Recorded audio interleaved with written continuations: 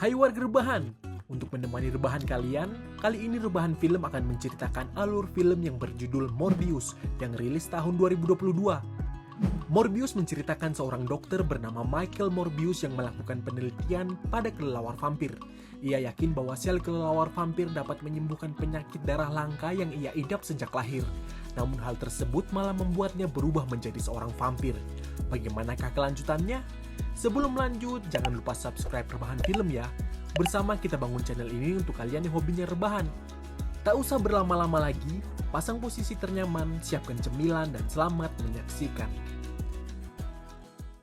Di pedalaman Costa Rica, seorang dokter yang sangat cerdas namun mengidap penyakit darah langka pergi ke sebuah goa. Dokter itu bernama Michael Morbius yang berniat menangkap kelelawar vampir penghisap darah untuk dijadikan bahan penelitiannya. Ia kemudian menggores tangannya agar menarik perhatian kelelawar-kelelawar tersebut.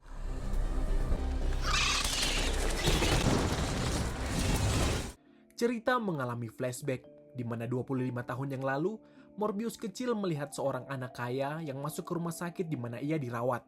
Yang ternyata anak itu memiliki penyakit yang sama dengannya, dan membuat mereka berdua hampir lumpuh. Anak itu bernama Lucian, namun Morbius memanggilnya dengan panggilan Milo. Seiring berjalannya waktu, mereka berdua nampak menjadi lebih akrab karena kesamaan penyakit yang membuat mereka berdua dekat. Pada suatu hari, Milo pingsan karena alat transfusi darahnya yang ia gunakan rusak. Karena tak ada orang lain di sana, Morbius berniat mengotak-ngatik alat transfusi darah tersebut dan berhasil. Alat itu pun kembali berfungsi sehingga menyadarkan Milo. Nicholas, seorang dokter yang merawat Morbius dan Milo pun sangat kagum. Karena hanya menggunakan per dari bolpen, Morbius mampu memperbaiki alat transfusi darah. Nicholas tak ingin Morbius menyia-nyiakan bakatnya. Ia juga memiliki informasi beasiswa untuk anak berkebutuhan khusus. Nicholas pun mengirimkan Morbius untuk belajar lebih lanjut di luar negeri. Setelah Morbius pergi, ia meninggalkan sebuah surat untuk Milo. Morbius berjanji akan belajar dengan giat hingga akhirnya nanti ia bisa menemukan obat yang bisa menyembuhkan mereka berdua. Selama ia pergi, Morbius mempercayakan Nicholas untuk menjaga Milo. Kembali ke masa kini, dengan usaha dan kerja kerasnya, Morbius akhirnya menjadi seorang dokter yang cerdas dan berhasil menciptakan darah buatan yang sangat membantu kebutuhan medis di lapangan, bahkan juga menyelamatkan banyak nyawa. Atas ciptaannya itu, Morbius memperoleh penghargaan. Di New York, Morbius bekerja di rumah sakit membantu pasien yang memiliki penyakit darah langka. Ia dibantu oleh seorang dokter cantik bernama Martin. Tak hanya sebagai rekanan dokter, Martin juga menjadi asisten Morbius dalam penelitiannya. Penelitiannya adalah bagaimana menggabungkan sel kelelawar vampir yang ia tangkap sebelumnya ke dalam tubuh manusia. Yang Morbius yakini bahwa hal tersebut akan mampu menyembuhkan penyakit darah langka yang sudah ia idap sejak lahir. Dalam penelitiannya, ia menggunakan seekor tikus untuk menjadi kelinci percobaan. Untuk percobaan yang ke-117 kali, ia menyuntikkan hasil labnya. Namun beberapa saat kemudian, tikus itu kejang-kejang dan terlihat sudah mati. Morbius dan Martin tiba-tiba dipanggil perawat untuk menangani pasien yang sedang kejang-kejang. Setelah menangani pasien itu, dari jauh Martin melihat tikus yang tadi disuntik ternyata masih hidup normal. Martin dan Morbius pun senang karena penelitian mereka telah berhasil.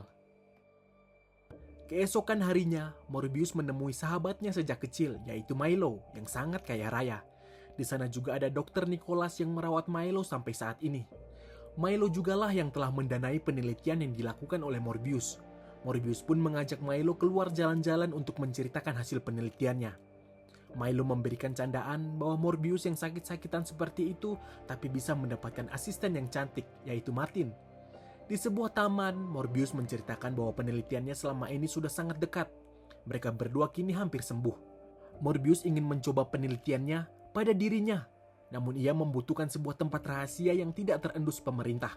Karena penelitian Morbius sangat ilegal dan melawan hukum. Pada awalnya, Milo khawatir jika terjadi apa-apa padanya. Namun karena Morbius yang bersikeras dan yakin bahwa itu adalah satu-satunya kesempatan agar mereka berdua bisa sembuh, Milo pun setuju untuk mencarikan sebuah tempat untuk eksperimen tersebut. Pada malam harinya di sebuah kapal pengangkut barang, Morbius bersama Martin bersiap untuk melakukan eksperimen. Sebelum menyuntikkan sel kelelawar vampir ke dalam tubuh Morbius, ia melakukan simulasi pada darahnya sendiri. hingga hasil menunjukkan sel kelelawar vampir yang secara stabil menyatu dengan darahnya. Morbius bersama Martin sangat senang. Morbius pun mengambil sel kelelawar tersebut dan masuk ke dalam ruangan khusus. Di sana Morbius memberikan origami kelelawar sebagai kenang-kenangan jika eksperimen mereka tidak berhasil dan terjadi hal-hal yang tak diinginkan. Martin kemudian menyuntikkan sel kelelawar vampir sesuai dengan petunjuk Morbius. Setelah selesai, ia juga menyuruh Martin mengikatnya. Takut tubuhnya bergerak dan tak terkendali.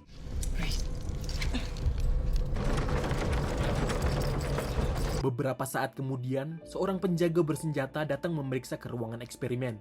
Tiba-tiba tubuh Morbius menghilang dari kursinya. Martin bersama penjaga itu kemudian memeriksa.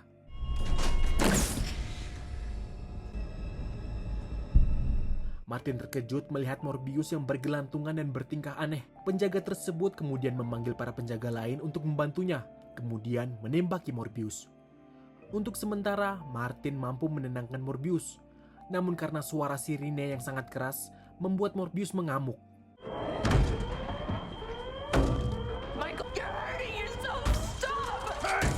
Martin juga menyuruh para penjaga agar tenang dan menurunkan senjatanya. Yang ada, penjaga yang panik mendorong Martin hingga jatuh pingsan.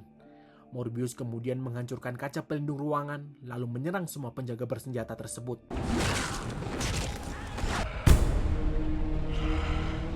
Bahkan ia mampu menghancurkan pintu kapal, juga membunuh semua penjaga tersebut. Beberapa saat kemudian, Morbius yang telah sadar, wajah dan tubuhnya telah kembali seperti manusia normal. Bahkan ia sudah bisa berjalan tanpa menggunakan tongkatnya. Ia juga tidak mengingat apa yang telah terjadi padanya dan kaget tubuhnya sudah menjadi berotot. Tak berlama-lama di sana, Morbius langsung kembali ke dalam lab. Di sana ia melihat para penjaga yang telah tewas mengenaskan. Juga menemukan Martin dalam keadaan pingsan. Morbius kemudian memeriksa CCTV untuk memastikan apa yang sebenarnya terjadi. Ternyata semua hal ini terjadi oleh ulahnya sendiri yang menjadi monster ganas dan membunuh para penjaga. Morbius kemudian menelpon bala bantuan dan kemudian menghapus semua CCTV lalu melompat dari kapal untuk melarikan diri. Keesokan harinya, pihak kepolisian telah tiba di lokasi kejadian, yaitu kapal yang sebelumnya digunakan Morbius. Kasus tersebut dipimpin langsung oleh seorang detektif bernama Simon. Simon merasa kebingungan siapakah yang telah menelpon bala bantuan karena tak ada satupun yang selamat di sana. Bahkan tak menemukan rekaman CCTV karena sudah terhapus semuanya. Satu-satunya yang selamat dari insiden ini adalah Martin. Namun yang menelpon bala bantuan adalah seorang laki-laki. Simon juga menemukan kertas origami di sana. Di rumah, Milo melihat siaran berita mengenai insiden yang terjadi di sebuah kapal. Milo pun sempat syok, karena kapal tersebutlah yang digunakan sahabatnya Morbius untuk melakukan eksperimennya. Kembali pada Morbius yang pergi ke rumah sakit untuk memastikan Martin yang ternyata dalam keadaan baik-baik dan akan pulih dalam beberapa hari ke depan. Morbius kemudian masuk ke dalam laboratoriumnya dan mengunci labnya. Di sini tiba-tiba tubuh Morbius melemah kembali. Kemudian ia memasuki ruang penyimpanan darah lalu meminum sekantong darah. Dan hal tersebut membuatnya segar kembali seperti sebelumnya. Di sini Morbius sadar bahwa dirinya kini bergantung pada darah. Ia juga memiliki kemampuan yang lebih dari manusia biasa, seperti dapat melompat sangat jauh, mempunyai pendengaran ultrasonik, dan lainnya. Kemudian Morbius memasuki kandang kelelawar vampir. Di dalam ia merasa seperti para kelelawar vampir yang mengenalinya, dan para kelelawar seperti menjadi satu dengannya. Tubuh Morbius memiliki kepekaan yang sangat tajam. Pendengaran ultrasonik yang ia dapat mampu membuatnya mendengar suara sangat jauh. Bahkan ia mampu memprediksi gerakan hanya melalui pendengarannya. Sayangnya, kondisi overpower tersebut hanya bertahan selama 6 jam dan ia harus mengkonsumsi darah buatannya. Lalu, makin lama waktu efektif dari darah buatan semakin pendek. Morbius pun melakukan uji coba pada daya tahan tubuhnya. Apa yang terjadi jika ia tak mengkonsumsi darah sama sekali untuk memuaskan dahaganya? Kemudian Morbius mengunci dirinya dalam sebuah ruangan kaca tanpa meminum darah setetes pun. Waktu mulai berlalu dan terlihat Morbius merasakan kegelisahan. Bahkan semakin lama ia menjadi lemah sampai-sampai Morbius tak sanggup berdiri. Di saat yang bersamaan, Milo memasuki ruangan lab Morbius. Di sana ia melihat serum sel kelelawar vampir yang berhasil dikembangkan Morbius. Ia juga melihat Morbius yang nampak sekarat di dalam ruangan. Kemudian Morbius menuliskan kata darah di kaca untuk memberikan petunjuk pada Milo bahwa ia membutuhkan darah. Milo pun bergegas mengambil sekantong darah untuk menyelamatkan sahabatnya Morbius. Setelah Morbius meminum sekantong darah, kini ia telah kembali pulih dan normal seperti biasa. Milo juga kaget dengan keadaan Morbius yang kini telah bisa berdiri tanpa menggunakan tongkatnya. Milo pun meminta Morbius untuk segera memberikan obat tersebut kepada dirinya.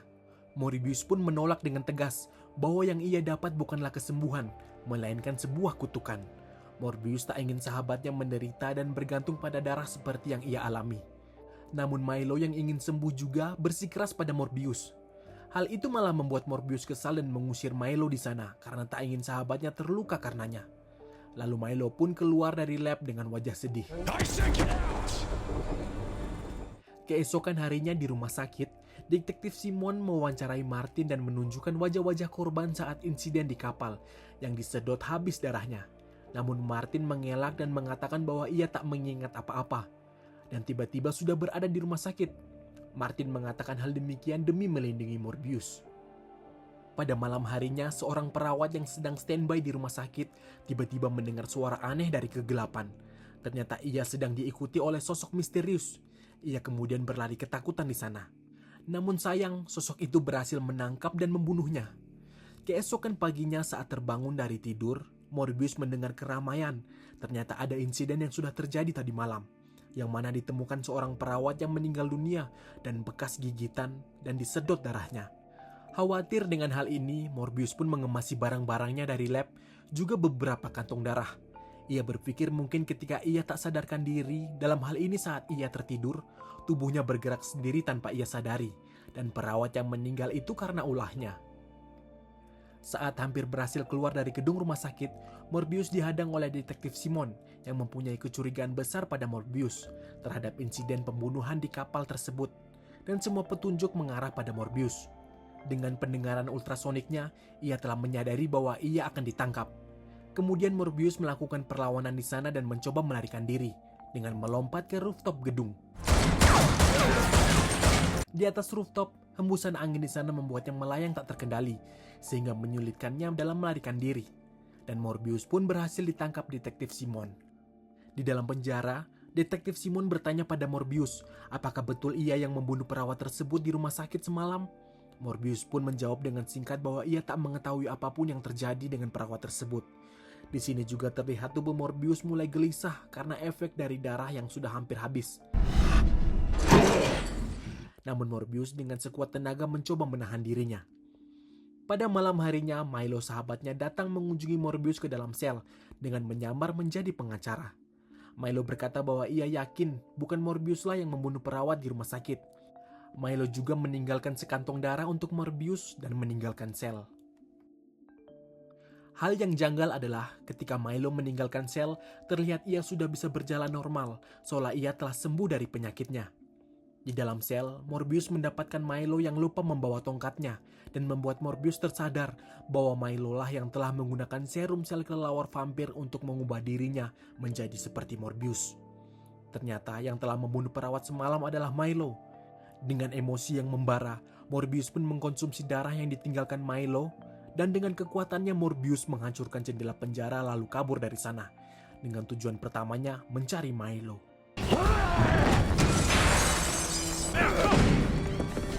Menggunakan pendengaran ultrasoniknya, ia berhasil menemukan lokasi Milo berada dan segera pergi ke tempat Milo. Morbius pun bertanya kepada Milo, mengapa ia tidak mendengar larangan Morbius menggunakan serum kelelawar tersebut. Milo pun menjawab bahwa Morbius, kau telah berhasil, kini kita berdua tak perlu takut dengan kematian yang selalu menghantui setiap saat.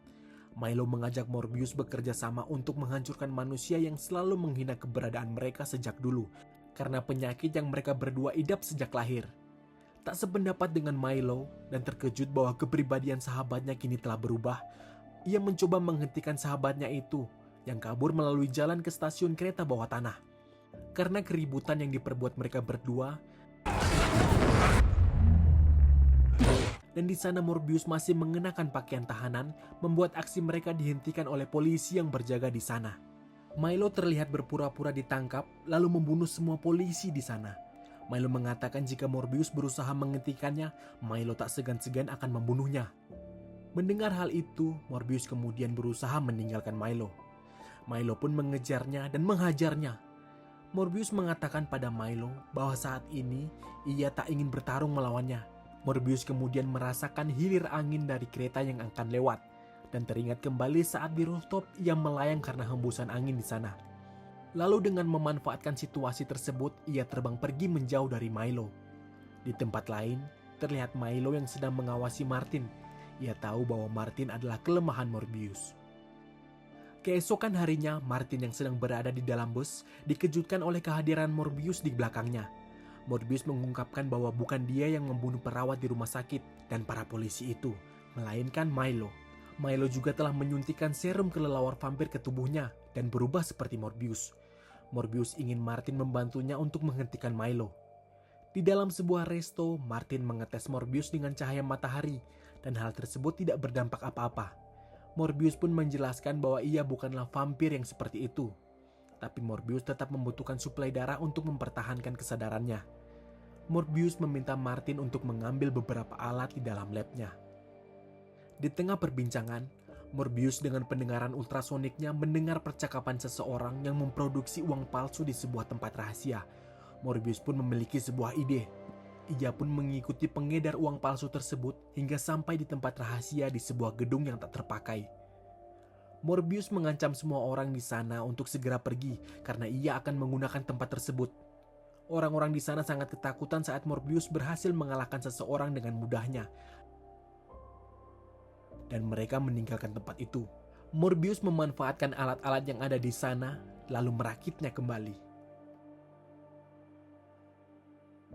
Pada malam harinya di sebuah bar, Milo yang tengah bersenang-senang disenggol oleh beberapa orang dan terjadilah adu mulut di sana. Milo pun menandai orang-orang tersebut dan menghabisi mereka saat mereka keluar dari bar. Selanjutnya Martin yang tengah akan mengambil barang-barang di lab malah dikagetkan kehadiran Milo di sana. Martin yang sadar bahwa Milo kini sudah berubah sangat was-was di sana. Milo pun bertanya, apakah Martin tahu di mana keberadaan Morbius? Martin menjawab bahwa ia tidak tahu sama sekali. Milo yang bisa mendengar detak jantung kembali mengulang pertanyaannya. Beruntung, Martin mampu mengendalikan emosinya sehingga kebohongannya tak terdeteksi oleh Milo. Lalu Milo pun pergi. Beberapa waktu berlalu, beberapa polisi menggeledah kediaman Martin. Namun beruntung Martin telah meninggalkan apartemennya. Di lab yang baru, Martin menemani Morbius. Di sana Martin tanpa sengaja menggores jarinya hingga berdarah. Dan hal itu membuat tubuh Morbius memunculkan naluri membunuh. Morbius menyuruhnya untuk menutupi luka tersebut.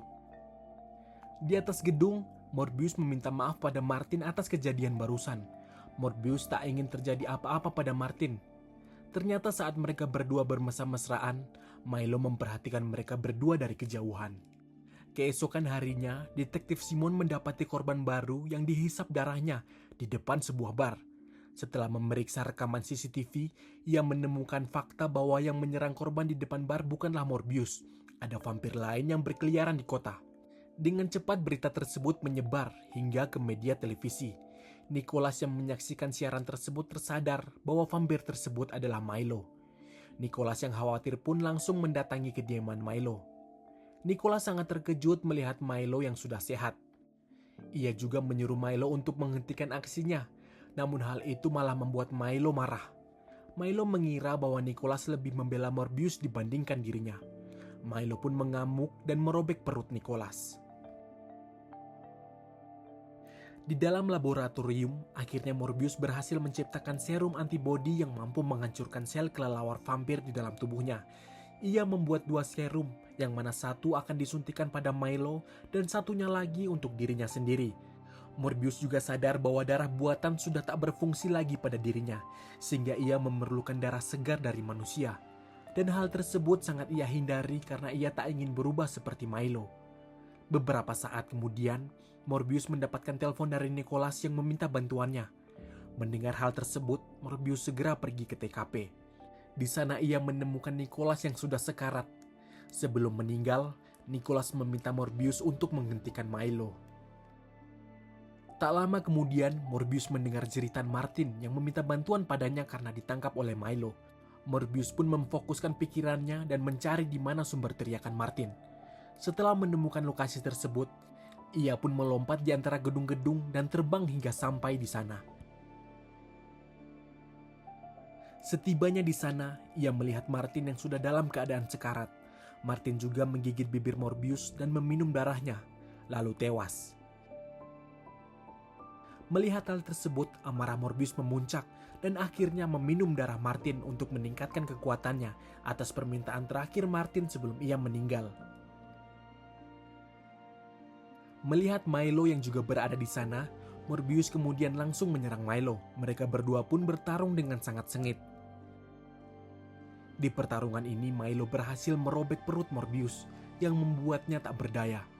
Tak berhenti di situ, Milo kemudian melemparkan tubuh Morbius dan menariknya hingga berada di gorong-gorong bawah tanah. Hal tersebut membuat luka Morbius makin parah dan makin tak berdaya. Tiba-tiba, Morbius berteriak sangat kencang, yang ternyata teriakan itu adalah caranya memanggil bala bantuan dari ratusan kelelawar.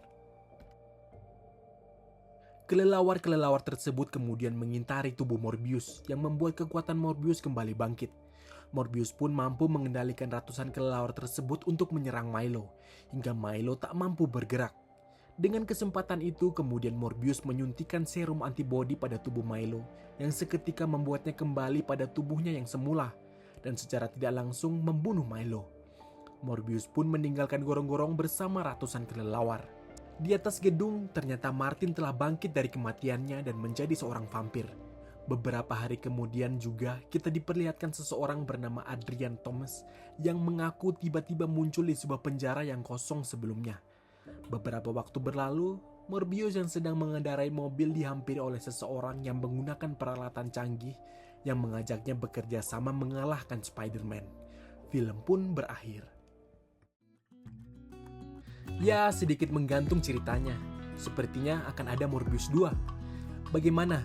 Ada yang mau mencoba menangkap kelelawar vampir terus bereksperimen sendiri seperti Morbius? Terima kasih banyak sudah mau meluangkan waktu menonton alur film Morbius dari Rebahan Film. Semoga kalian terhibur. Jika ada sanggahan, saran, dan kritik, langsung ke kolom komentar ya. Sampai ketemu di alur film selanjutnya. Salam warga Rebahan.